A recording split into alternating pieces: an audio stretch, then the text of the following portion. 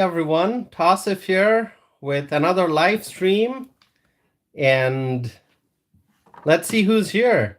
Badger Den writes, "Hello Anam, hello. Thank you for being here. I see other people are here as well, so if you have joined, please write something in the chat window so that I know who's here. You can give me a thumbs up, you can wave, you can write hi, whatever you want. And as always, I want to wait for a minute, maybe minute and a half before I get into the discussion, because that allows a little bit of time for people to join this live stream. My friends, it's a lovely day here in Madison, Wisconsin. The temperature is surprisingly high. Okay, so it was over 60 degrees today, which is just, unbelievably nice. I think it was as high as 66, if I'm not mistaken. It was definitely over 60 degrees. So please write in the chat window where you are from and where, wherever you're from, what the weather is like. We all need some bright sunshine and some warm days. So I see more people have joined. I'm going to be starting in 30 seconds or so. So thank you all for being here. Terry writes, South Dakota sunny and warm. Terry, thank you for joining. It's wonderful to know that the weather is beautiful in South Dakota.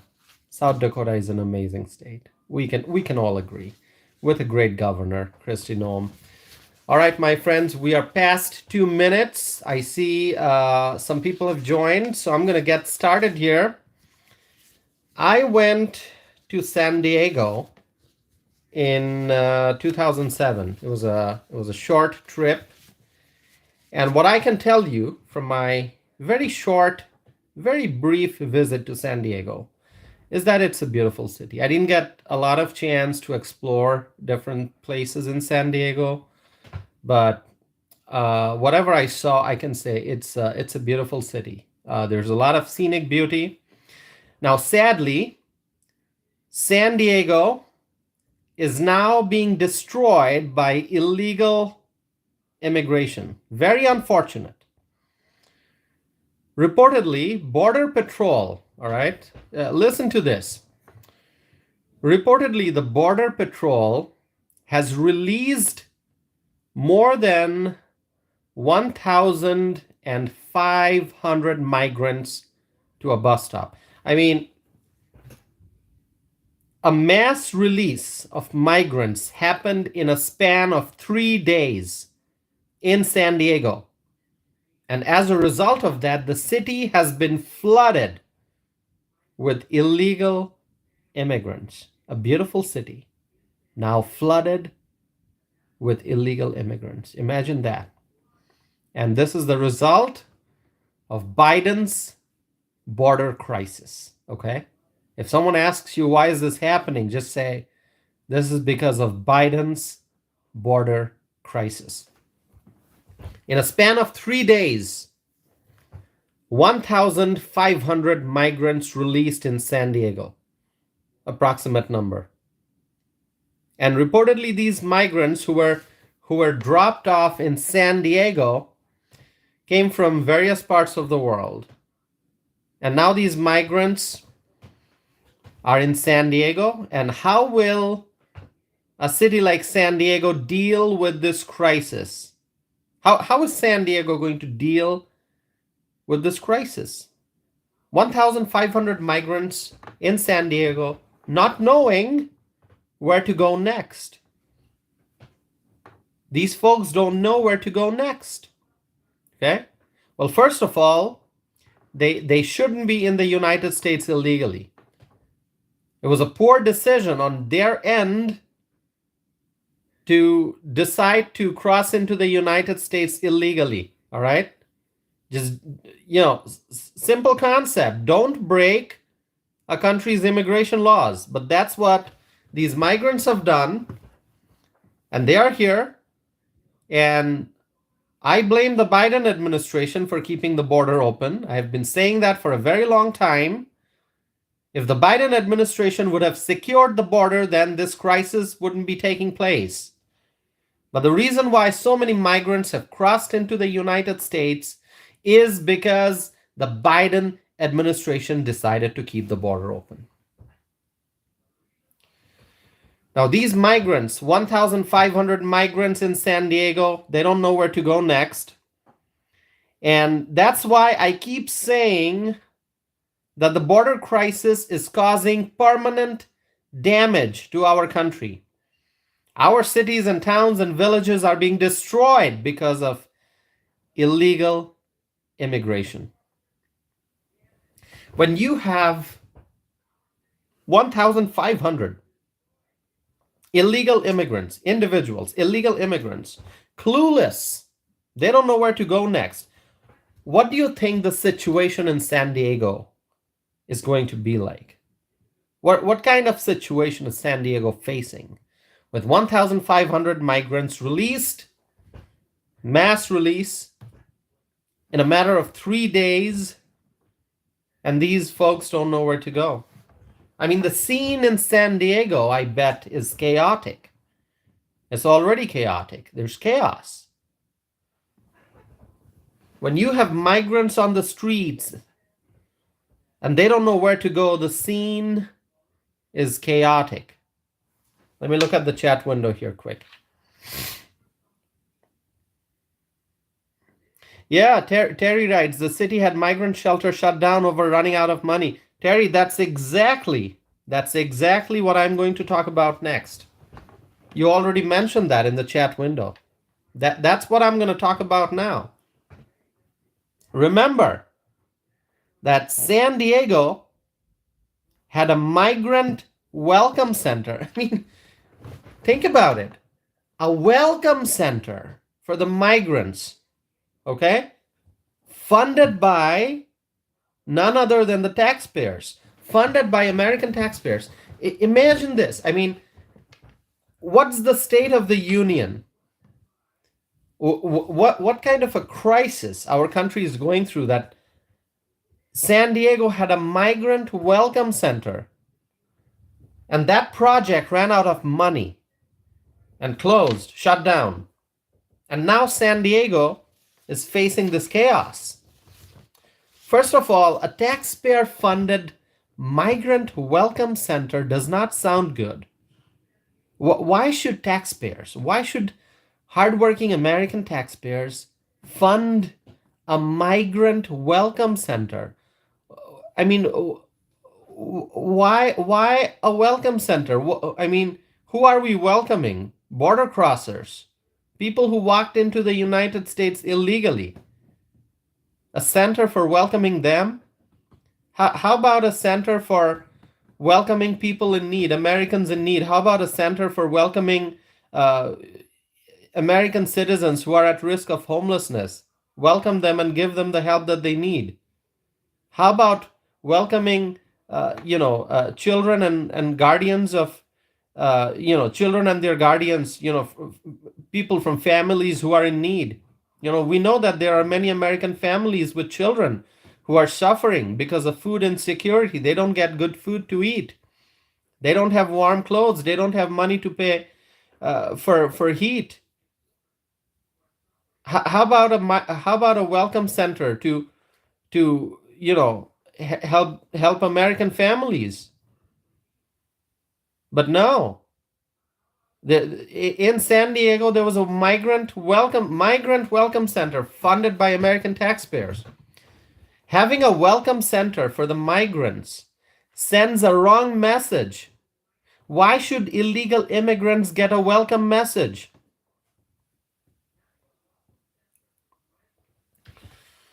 No tax dollars for the migrants. That's what I say. No tax dollars for the migrants. Don't give a single tax dollar to the migrants. If you provide tax dollars to the migrants, then the problem of illegal immigration becomes a taxpayer-funded crisis. I mean, that's exactly what this is. It's a taxpayer-funded crisis. But the taxpayers, They are not willingly giving money. The liberal politicians in positions of power in government, they are using their authority, they are using their power to take taxpayer dollars and allocate those dollars for the migrants.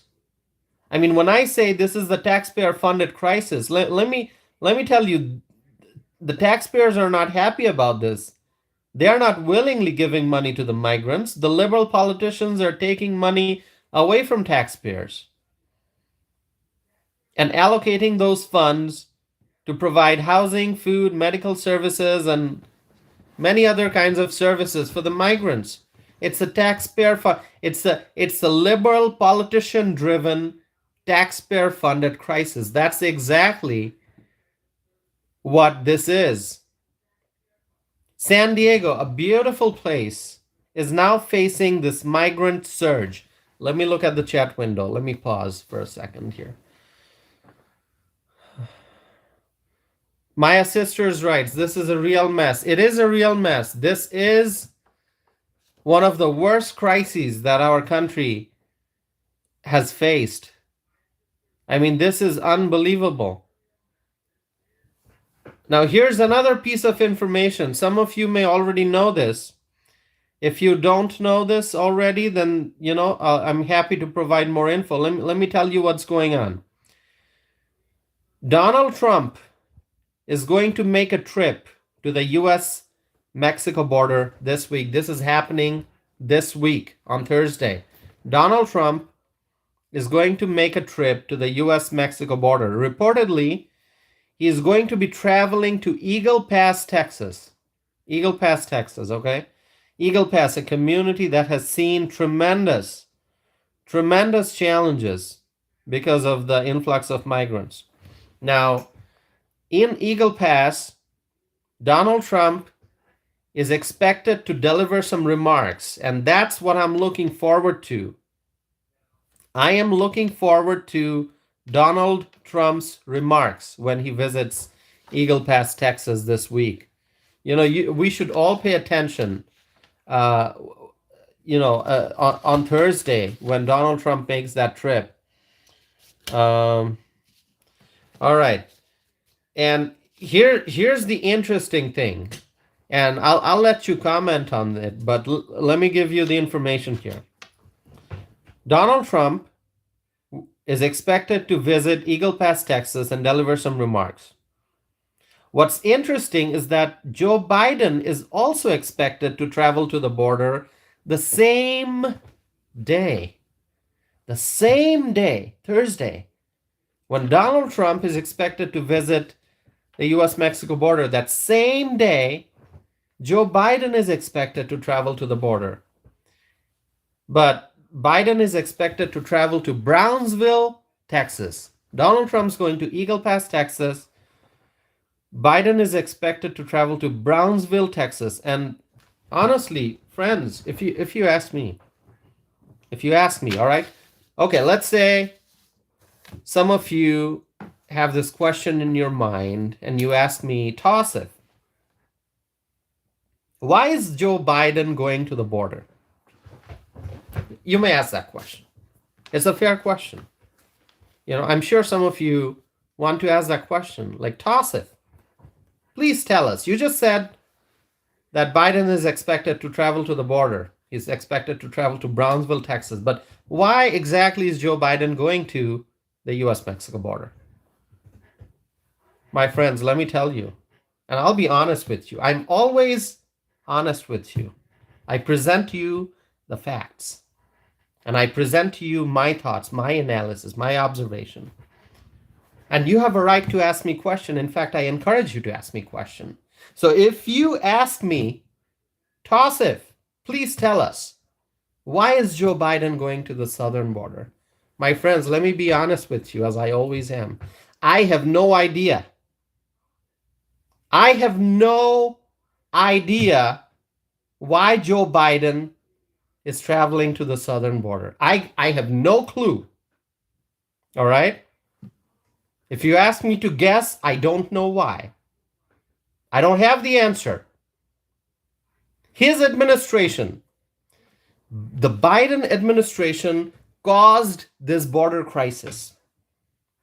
Rather than traveling to the southern border, Biden should just secure the border. Just secure the border. That's the right thing to do. But the Biden administration has not done that. So why is Joe Biden going to the southern border? I don't know. You can ask me that question, but I don't have an answer for you.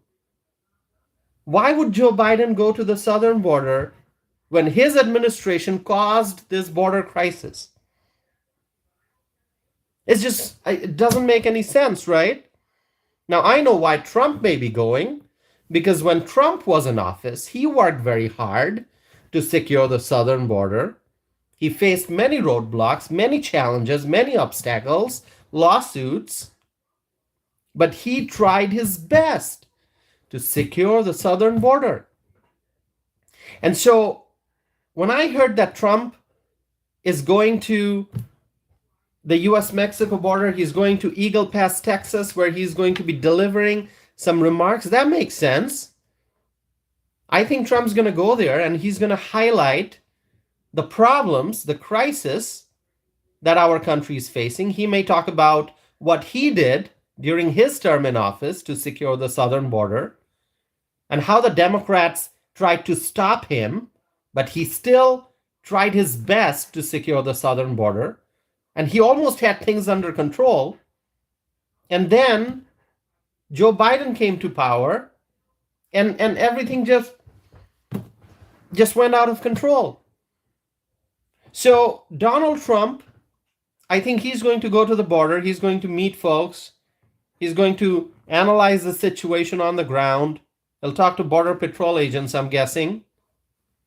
I don't know his itinerary or agenda. I'm just giving you what I think this trip is going to be. I think he's going to go there. He's going to talk to the press. He'll talk to the media. He may do a press conference. We know that Donald Trump, he's very open about talking to media. He's always, taking media questions and answering questions. That's what I love about Donald Trump. One of many things I love about Donald Trump. So Trump may be going there to talk about the crisis and how it's hurting our country and how this illegal immigration problem is bankrupting cities.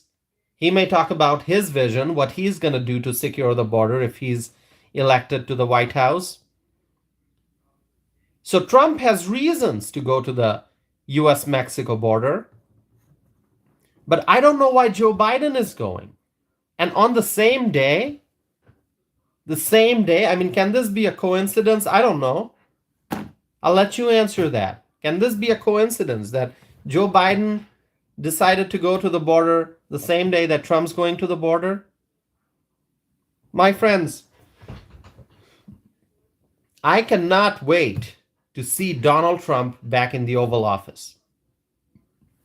And I'm sure that on day one, if he gets elected, on day one, Donald Trump will take action to secure the southern border. I am very, very confident. He's not going to wait until day 2 or day 3 or his second week in office. I think he's going to start taking steps on day 1 if he's elected and if he gets sworn into office.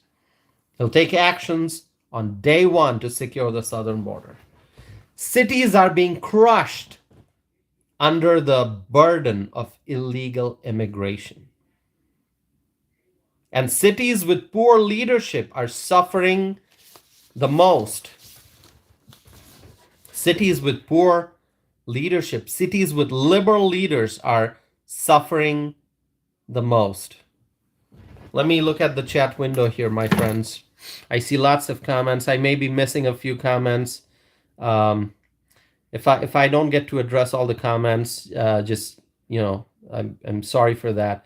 I do read all the comments very carefully, and I pay attention and I try to address questions that I get in the chat window, and I appreciate you sharing your views with me. Yeah, JW writes, I don't know why Biden is going either. I'm sure it'll be useless. And then Jennifer Gramman. Am I pronouncing it correctly? Is it Gramman? Jennifer, thank you for being here, Jennifer. Um, and let's see, Sally Brill is here. Sally Brill is waving at me. Sally, thank you for joining. Teresa Ross is here. Teresa is waving at me. Thank you, Teresa, for joining. Thank you, Jennifer. Thank you, Sally. Thank you, Teresa. Thank you, my friend Terry. Thank you, Badger Den. Thank you, JW. Thank you, Maya Sisters. I see I see a lot of discussion here. It's wonderful to see you've all joined tonight. Thank you. I have some more things I want to discuss, and it's wonderful to see you writing your comments and sharing your views. Badger Den writes, I'm in New York City. Um, yeah, Badger Den, please share your experience. Now, Badger Den, do you live in New York City or are you visiting? Um, oh, you write my city. So I'm guessing you live in New York City.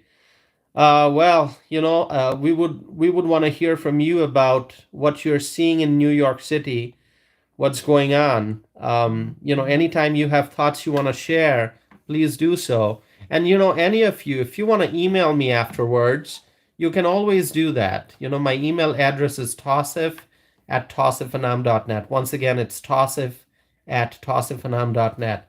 So if you feel that there are things you want to share that you're not able to write in the chat window, or there's not enough time, or you want to type a longer message, you can always email me afterwards. Badger Den writes, I live in Queens, New York, one of the outer boroughs. Yep, Badger Den, thank you for sharing your location where you live. And going forward, I think we would all want to hear from you about your experience in Queens. I know that Queens is facing challenges because of this flood of illegal immigrants. So please keep us posted on what you're experiencing on the ground in New York City. Jennifer writes, keep up the good work. Thank you, Jennifer. I really appreciate all of your support. And the more you share my videos, the more you let your friends, family members, and neighbors know about my channel, the more I'm able to reach a wider audience. So I really appreciate that. So I have some more things I want to share. So let me proceed here. As I said, cities are being crushed under the burden of illegal immigration, and cities with poor leadership are suffering the most. I mean, look at Denver. Beautiful city of Denver, beautiful state of Colorado. Denver, an amazing city once upon a time, is now facing unbelievable problems because of illegal immigration. Denver is facing budget cuts because of the migrant crisis. The budget shortfall in Denver is $180 million. I mean, imagine what a massive sum of money that is. $180 million. That's the budget shortfall in Denver.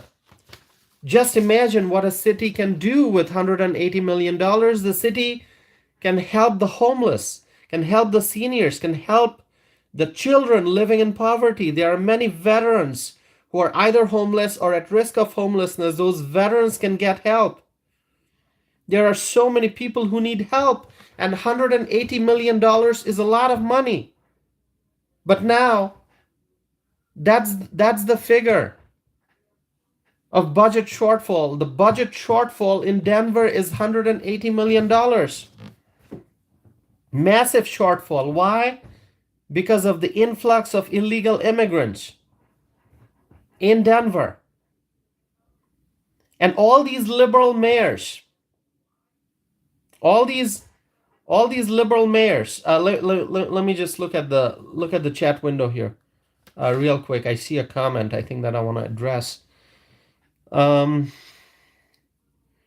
JW writes, Democrats' policies are really ruining so many once great cities. Exactly, that's what's happening. I mean, great cities. New York is a great city. Chicago is a great city. Denver is a great city. And these cities are being destroyed because of illegal immigration. And why is this happening? Because of the liberal politicians who run these cities. Badger Den writes, I cannot afford to leave New York City. I could move to Florida with my brother, but the situation would. Yeah, I completely understand. I completely understand. Sometimes we ask the question like, if you don't like living in a city, why don't you move? It's a logical question. I understand it, but you have to understand the reality. People grow their roots where they live. If you live in a city, like I've lived in Madison for many years. I'm an immigrant. I came to the United States back in 2007 legally. I followed the proper process. I followed the immigration laws and rules, and I came to the United States as an immigrant. And in 2014, I became a US citizen. I'm a naturalized American citizen. And so I have been living in Madison for many years. And this is my home. This is my community. I know people here. I've got my friends here, my social circle. And so, each of us, wherever we live, we grow roots. And it's not easy to just pack up and leave. I mean, of course, people move. People move from one city to another. People move from one state to another. People move across the country. They move across the world. Okay? But it's not that easy. Once you grow roots, once you've got your social circle, your friends, it's just hard to move. You've got a job, you know the people in your neighborhood, you know where to go, you know the places you hang out on the weekends. It's not only financially challenging to move, and also emotionally. It's a major decision. So when Badger then is writing that I can't afford to leave New York City, I completely understand that. It's not just easy to pack up and leave. And moving also costs money. And now it's more expensive because of inflation. Everything is more expensive. If you just want to hire someone to help, load your furniture on the truck, I mean, that's going to cost you more money because of inflation. Everything's just more expensive. And so I completely understand when Badger then writes that I can't afford to leave New York City. A lot of people are stuck. There are people who are stuck in Chicago. They don't like what's going on in Chicago. They don't like the crime. They don't like the liberal politicians, and their policies. And those people, if they could move, they would move, but it's difficult. Either they are emotionally it's difficult because, Chicago, where they live, it's their community. They have lived there for years. It's not easy to uproot. But then, even if they can make up their mind that they're going to move, there are tremendous costs associated with moving. It's a big monetary decision, so it's not easy. And that's what's happening. A lot of people in New York and Chicago and Denver, they may not like what's going on, but they're stuck. Let me look at the chat window here again. Jennifer is in Texas. Jennifer, where in Texas are you? Texas is such a wonderful state. It's just heartbreaking to see the problems that Texas is facing. But Jennifer, let me tell you, you say I'm in Texas. Jennifer, let me tell you, you've got the best governor in America right now. Jennifer writes Austin. Jennifer is from Austin, Texas. Jennifer, you've got the best governor in the country right now. Greg Abbott, absolutely number one. Absolutely. I like Kristi Noem a lot. And I would say she's in the top 3. But Greg Abbott, definitely number one. He's a fighter. What he is doing to protect the people of Texas, what he is doing as a governor, what he is doing to try to secure the border. I mean, that's the job of the federal government. But the Biden administration hasn't done that. In fact, they have kept the border open. So Greg Abbott is fighting to secure the border, the Texas border. So Jennifer, you've got the best governor in America running your state. Greg Abbott, absolute best. My friend Terry also has written a comment. Terry writes, it's hard to buy or sell houses now, and rentals are also hard to find. Exactly, Terry. Great point. If you want to move, you also have to think about selling your house where you live and buying a new one. And that can be very, very challenging. We know about the interest rates, we know about home prices. Home prices have gone up, interest rates have gone up. And, your realtor friends may try to show you, different avenues that are available to try to get a good deal. But still, overall, I think it's very challenging to sell your house and to buy a new one. Okay? And then if you want to rent, rent is going up also. Rent is going up a lot. And so it's hard to also find affordable, apartments and condos for rent. Let me see. So, yeah, I see lots of other comments. Thank you. Please continue to write the comments. And if I can't address any of your comments now, I may do that in a future video. But I appreciate all the comments that I'm seeing. So, as I was saying, all these liberal mayors, Eric Adams in New York City, Brandon Johnson in Chicago, Mike Johnston in Denver, they're all asking for federal dollars. Okay? Brandon Johnson isn't going to get rid of the sanctuary city designation in Chicago. Eric Adams is not going to remove that sanctuary city label from New York City. But they don't hesitate asking for federal dollars. Federal dollars? Are you kidding? Federal dollars? Sanctuary cities asking for federal dollars. Why should a single federal dollar be given to a sanctuary city like New York City and Chicago? Really, why should a single federal dollar? They don't want to use these dollars to solve problems. These liberals, Eric Adams and Brandon Johnson, they're asking for federal dollars so that they can spend more money on the migrants, and which will draw more and more and more migrants into the city, which will just worsen the crisis. Yeah. So why should a single federal dollar, forget a single federal dollar, not a single penny, not a single dime should be given to these sanctuary cities if they are thinking about spending it on the migrants. And what are federal dollars? Federal dollars are also taxpayer dollars. Federal dollars don't, where do federal dollars come from? These are all these are all taxpayer dollars. Dollars from the pockets of hardworking Americans. So why should the federal government give these dollars to these sanctuary cities? Badgerden writes, my immediate neighborhood is not bad for now. This could change. Yeah, there are many great neighborhoods, peaceful places, great communities that are now changing because of millions and millions of foreign nationals who have entered the United States illegally through the southern border. And they're not just going to New York City and Chicago. They're not just going to San Francisco or LA or Denver. They're spreading all over the country. Here in Wisconsin, I'm worried that migrants from Illinois may end up coming here. We already have a crisis in Whitewater, Wisconsin. Have you ever read about Whitewater, Wisconsin? Look it up if you have not read.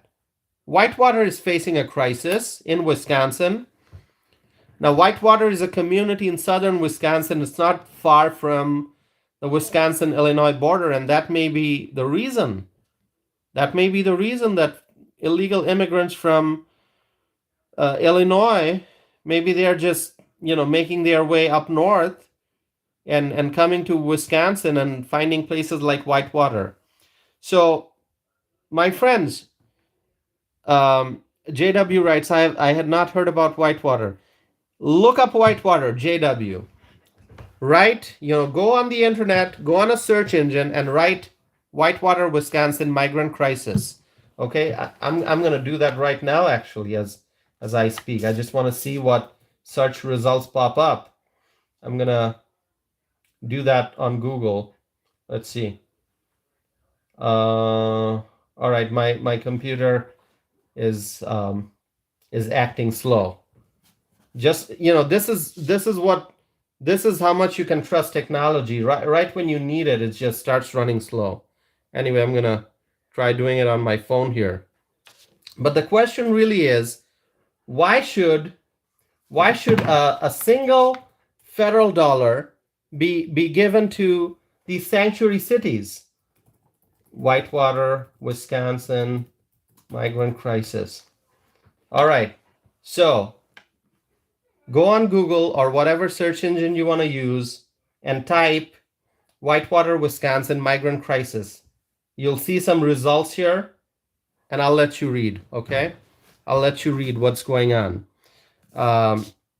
Anyway, the federal government should not give a single dollar to these sanctuary cities. These are taxpayer dollars, and we should not be giving money to these sanctuary cities, because what they're going to do is they're going to provide more and more services to the migrants, which will draw more migrants into the country and into the sanctuary cities, and it's just going to make the situation worse. Housing and feeding the migrants using tax dollars won't solve any problems. What our country must do is we must say no. We must say no to illegal immigration. Just say no to illegal immigration, reject illegal immigration, and the local government leaders can do that. They have a lot of power. People tend to think that the federal government has most power. They are the ones who are running the show in this country. Let me tell you, local government has tremendous power, because local government, you are closer to the people in the community. The mayor, the city council, the village board, the town board, the county board, these are elected officials who are closer to the people. They are closer to their constituents, because your mayor lives in your city. Your city council members, they live in your city. So they see the problems. If there's a pothole, they see that. If the snow is not being plowed, they see that.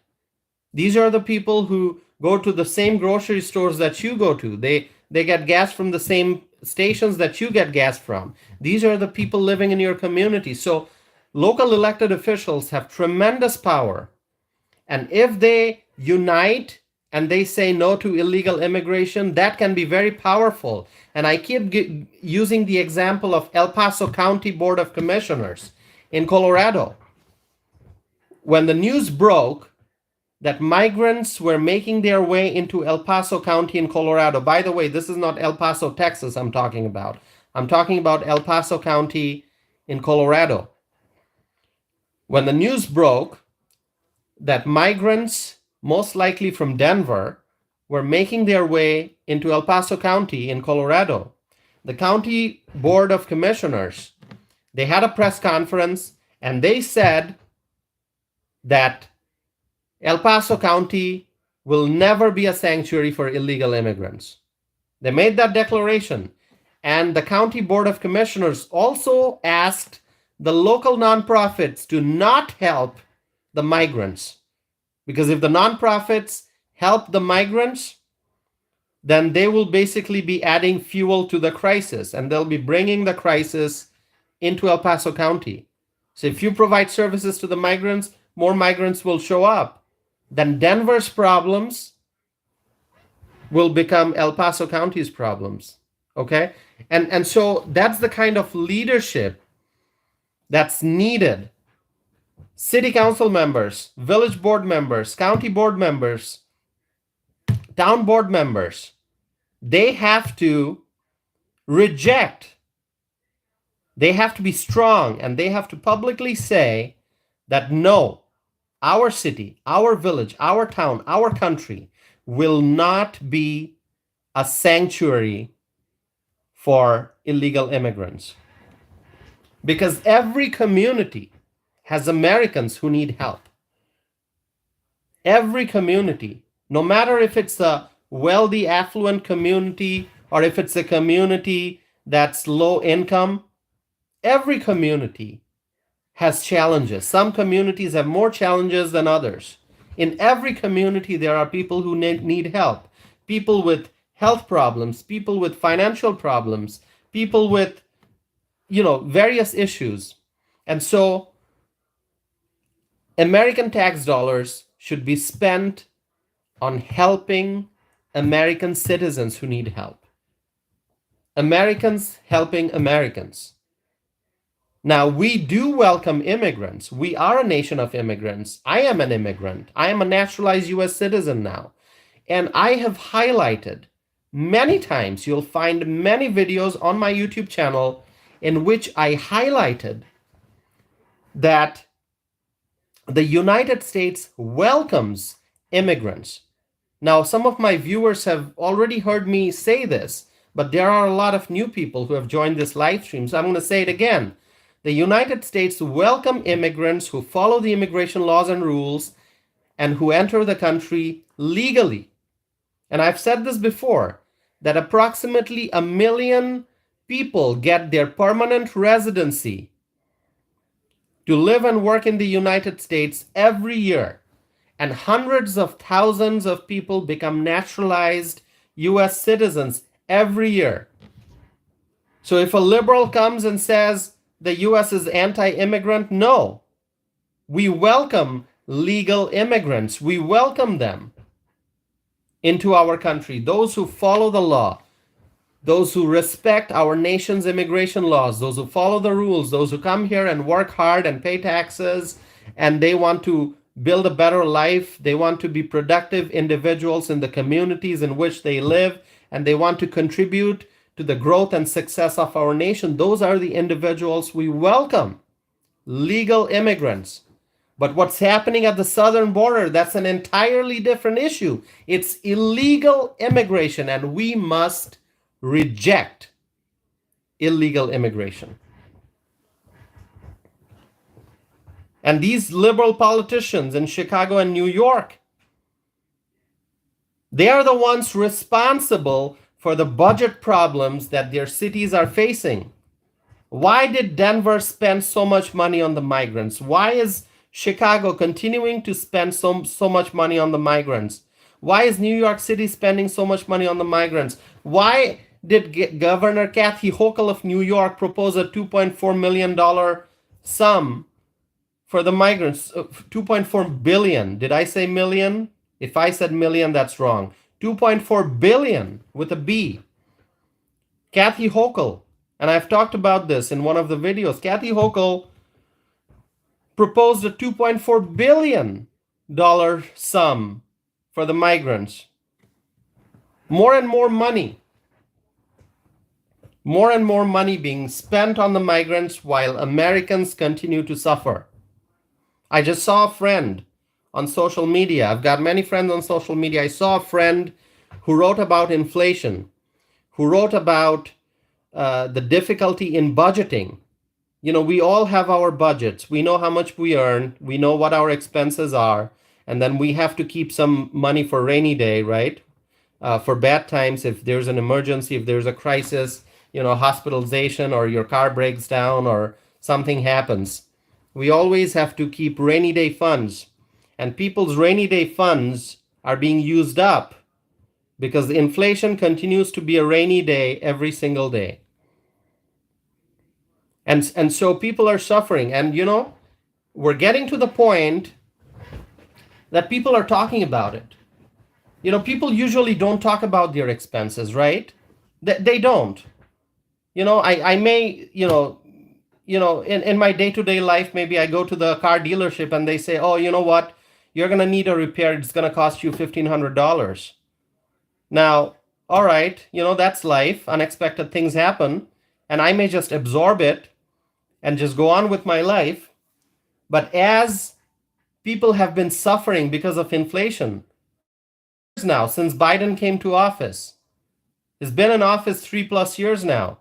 Since Biden came to office, we have been suffering because of inflation, and it seems to be an endless inflation. I mean, the prices are not going down. Yeah, gas prices in Wisconsin went up to $5 and came down to $3 or $3 plus. And you can't call that a decrease because gas price is supposed to be what, $2? 2.1? I mean, $3 is still high. And so, you know, it you've got your normal level, and then the prices shot up, skyrocketed, came down a little bit, but that's not really a decrease. It's still an increase from the original level. And so now, as I was saying, we all have our unexpected expenses. We all have, the difficulties we face every now and then, things that come up. But people usually don't talk about it. I mean, it's part of life, right? Not everything goes as planned. But when we have chronic inflation, when it's an unending inflation, nonstop inflation, and it's been going on for 3 years now, people are getting sick and tired. They are using up their savings, they are using up their rainy day funds, and now people are talking about it. People are getting to the point that now they go on social media and they write that they're sick and tired, that they're having difficulty creating budgets, that they're having a difficult time keeping up with the expenses. And people are not living lavish lives because, if you look at the other economic indicators, then, you see that a lot of businesses are saying that they're not really comfortable about opening up a new location or expanding because they don't have confidence in the economy. They don't have confidence, about the market. The future is uncertain. A lot of retailers, small businesses are complaining that they're not seeing as many customers. Their sales revenue is going down. And if you pay attention to economic news, you're gonna know this. And so everyone's nervous. Consumers are nervous. Businesses are nervous. Small businesses have real challenges that they're facing. And hardworking Americans who don't have tremendous wealth sitting in the bank, who don't have huge investments, but they somehow, they work hard, they earn money. Of course, the government takes a big bite out of your paycheck. That's the reality we face. But they still make ends meet. But those individuals are now having difficulty making ends meet. And it's the reality. It's widespread. And more people are talking about it. Because they're not in this situation because of their bad decisions. They're in this situation because of the bad decisions made in Washington. Because of the Biden economy. Because of the Biden administration and their flawed policies. Because the Biden administration is waging a war against fossil fuels. Because the Biden administration wants to, implement their green energy agenda. Because the Biden administration, they don't care about the middle class. Because their policies have caused inflation, and inflation doesn't seem to be going away. And so people's confidence in this economy is being eroded. A lot of people were hopeful. I talked to somebody, it was maybe 2 or 3 years ago, 2 years ago, I think, 2.5 maybe, I can't remember.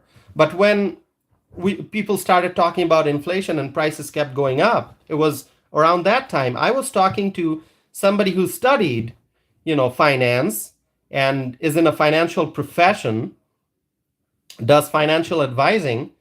And the guy told me that, this is, just, short term. It's going to get better. I forget what that technical term was, but, it's going to get better. This is only a limited time. It's not going to be like this.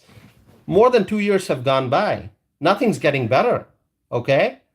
So a lot of the experts who thought that, things are going to get better. Don't worry. This is short term. No, it's not getting better. And now people are really worried. People are really concerned. People don't have confidence that things are going to get better. Yeah, things can get better if we elect Donald Trump.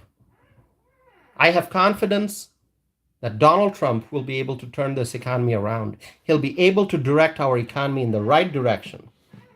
And he's going to be a fossil fuel friendly president, okay? Donald Trump is going to help us achieve energy independence. I have full confidence in that. But as long as we have Biden administration in power, I don't see how things are going to get better. Share with me your thoughts, my friends. So as I was saying that the more these liberal politicians spend our tax dollars on the migrants, the worse the situation will get. And so we must reject illegal immigration. Local leaders, local elected officials, city council members, mayors, county board supervisors, village board members, town board members, reject illegal immigration. Even if you are not seeing illegal immigrants in your community, if you're not experiencing an influx of illegal immigrants in your community, don't think that illegal immigrants won't show up. They may show up. Millions and millions of people have already come into our country. And the border crisis continues. Every day, more and more people are pouring into the United States. And so if you are living in a peaceful community where you're not seeing any migrant arrivals, don't assume that the situation will be like that. What if one day you see a bus coming into your community and dropping off illegal immigrants? If you're getting reports of illegal immigrants slowly making their way into your community, you must be proactive. Even if you don't have illegal immigration problem in your community, in your town, in your village, in your city, the elected officials must still proactively release a statement and say, if illegal immigrants show up in our city, in our town, in our village, our message is loud and clear. We're not going to spend tax dollars on the illegal immigrants. We're not going to do that. We're not going to spend a single tax dollar on the migrants. Our resources are for the American people and those who come to the United States legally. There's no room for illegal immigrants, no resources for illegal immigrants. I think every city, every town, every village, every county should proactively release such a message, a statement. Let it be known that your community will have no room for illegal immigrants. Why? Because there are many Americans in need in this economy suffering because of inflation. And they need help. People who are disabled, people who are not getting food to eat, people who are suffering because of food insecurity, people who are at risk of homelessness, they are the ones who need help. Many veterans, people who served our country, served in the military, but now they are faced with difficult situation. They are the ones who need help. American seniors, American children, they are the ones who need help. So resources should be reserved for the Americans. And yes, we will continue to welcome legal immigrants, not illegal immigrants. Legal, not illegal. Let me look at the chat window here, my friends. Maya Sisters writes, Toss, if you're correct about the economy, people are watching their dollars. Even I'm double thinking major purchases to stay out of debt. Exactly, and why are we in this situation? Because of Bidenflation. Inflation caused by the Biden administration. That's why you call it Bidenflation. Let me look at the chat window here. JW writes, things will not get any better while radical left is in charge. That's why we need a new president. We need Donald Trump in the White House. Not only that, we also need to increase the size of our majority in the U.S. House of Representatives. And we need to regain majority in the United States Senate. Republican president, greater majority in the US House, and regaining majority in the US Senate. We need to do all these three.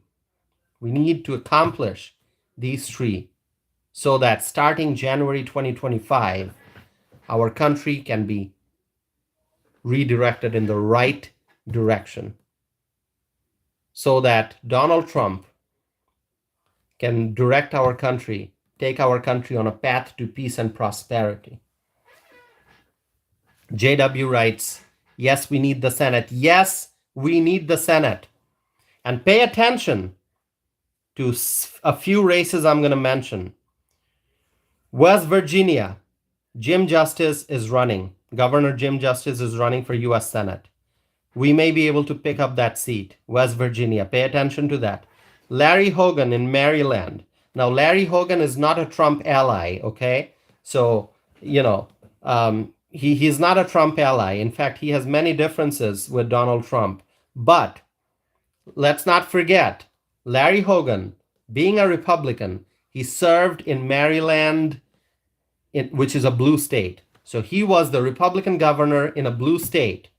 And now he's running for Senate. I think he may be able to pick up that seat. He may be able to win that Senate race. So pay attention to Maryland, Larry Hogan. Kari Lake in Arizona. Kari Lake is a superstar. She is an absolute superstar. She's running for Senate in Arizona. Pay attention to that race. And here in Wisconsin, just last week, a prominent businessman by the name of Eric Hovde announced his candidacy. He's running for Senate against incumbent Democrat Senator Tammy Baldwin. Eric Hovde running as a Republican against incumbent Senator Tammy Baldwin. In Wisconsin, I went to that campaign launch event, and I have a lot of confidence, and I think we may be able to pick up this seat. So if Larry Hogan wins, if Kari Lake wins, if Jim Justice wins, if Eric Hovde wins, and if we don't lose any of the seats that we are going to be defending in November 2024, then I think we will have a pretty good majority in the Senate for the next congressional session. So we have to pay attention to these races, and there may be other races that I'm going to be looking at, and I'll be talking more in the future, in future videos. So JW writes that he saw the polls from Arizona. Well, I have to look at the latest polls. Honestly, I haven't looked at the latest polls from Arizona because I've been busy looking at other things. So I will be looking at that. Thanks for pointing that out, JW. And JW writes, yes, we need the Senate. Yes, we do. And there are other comments. JW writes, yes, we want the legal migrants like yourself. Yep, legal immigration. That's the right way to come to the United States to live and work here. So we welcome legal immigrants. Just need to make sure everyone is vetted. Exactly. Legal immigrants, they go through vetting. Okay? If somebody's following the immigration laws and rules and wants to come into the United States, that person goes through background check. There's a lot of paperwork, and there are detailed procedures that a person has to go through. Background check and lots of paperwork. So that's the right way of coming into the and that's what I keep saying, that those who come into the United States legally, they go through background check. But those who are crossing the southern border and entering our country, we don't know who they are. We don't know where they are from. So, it's just, and there are millions and millions of those individuals who came into the United States. And so that's a big problem. All right. All right. So I see more comments. I may not have the opportunity to address all of your comments and questions. Terry writes, Whitewater estimates that between 800 and 1,000 migrants have arrived since 2022, a population increase of approximately 7%. Terry, would you share that? I'm sure I can look it up, but if you've got the link to that news article ready, please share that with me. And I've got a bunch of news articles here, so I'm going to be looking at the data too. So thank you for sharing that, Terry. My friends, my message is loud and clear. Reject illegal immigration. Reject illegal immigration. So that's all I have for today, my friends. I see that we are past 1 hour. And let's see. Terry writes Senator Baldwin letter. So is that the letter that Senator Baldwin wrote to Biden? I'm going to have to look it up. All right, my computer is working now. Whitewater, Wisconsin. Let me see. Yeah, I see lots of search results. I'm gonna be going through each one of these. Yeah, but let me tell you, situation in Whitewater is not good. Okay, it's not good. It's not being talked about as much as some of the other places, but I mean, Whitewater has still made it to news because a lot of people are paying attention. But obviously, the crisis is more severe in places like New York City and Chicago. So those are the communities that um, are more that are discussed a lot more. But being next to Illinois, I am concerned that illegal immigrants from Illinois may eventually make their way to Wisconsin. And our state, let me tell you, our state doesn't have the resources to deal with a migrant surge. We can't. We've got our own problems. And I mean, we're doing good in many ways, but we've got our own problems. And we have needs in our state. There are lots of people in need. They need help. There are lots of problems that need to be solved. And so if we experience a migrant surge, if migrants from Illinois start making their way into Wisconsin, we're not going to be able to deal with. I mean, there's no way that our state will be able to provide housing, food, and other services to the migrants. No, that just won't happen. All right. So pay attention to Wisconsin, and obviously, I will be sharing with you more news and more updates as I learn more. I live here in Madison, Wisconsin, which is the state capital, and we have a lot of needs in Madison, Wisconsin. I mean, Madison's doing great, but well, I shouldn't say Madison's doing great. Madison was doing great for a long time, but now Madison is facing a budget shortfall. Okay, and I talked about it, I think, sometime in the last couple of weeks. We are facing a multi-million-dollar budget shortfall. What was that figure? Let me look it up. Here, Madison, Wisconsin. I knew that it was probably 27 million. Yeah. So Madison, Wisconsin is facing a $27 million budget shortfall, budget deficit. Okay. So think about it. Madison, Wisconsin, a city that was doing fairly well for years, I mean, is now looking at a $27 million budget deficit. How did we arrive to this point? How did we arrive to this point? So there are lots of conversations in Madison, and people are asking, okay, so what are the next steps? How are we going to figure out how to make up for this deficit? But my question is, how did we get to this point? How did we get to this $27 million budget deficit problem? How did we get there? So I'm gonna try to find out. But anyway, my point is, if Madison sees an influx of migrants, there's no way that we can handle that influx. There's no way. We don't have money to provide housing, food, and other services to the migrants. So if migrants come to Madison, Wisconsin, we don't have the resources. And most importantly, as I said, we should not give taxpayer dollars to the migrants, because there are many Americans in need who need help. My friends, that's all for today. I'm past 1 hour, 5 minutes. Thank you all for staying connected. I appreciate your time very, very much. And please watch my videos. And anyone who has missed my live stream or joined a little late, you can always watch the replay. It's available on my channel. Please tell your friends, your family members, your neighbors about my channel. Please help me spread my message. And what is my message? My message is a message of freedom. We have to protect our rights. We have to protect our freedom. Thank you, my friends. It's wonderful to chat with you all. Terry writes, night. Good night, Terry. Maya Sisters writes, good night. Good night, everyone. Badger Den writes, good night, Anam, and God bless you. Thank you so much. God bless you as well. I appreciate your time.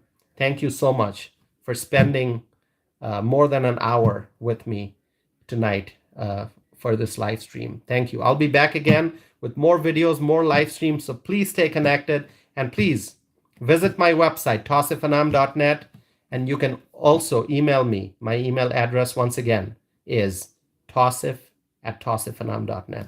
Thank you all. Have a wonderful night, and I'll be back again with more news, more updates, and more commentary. Thank you.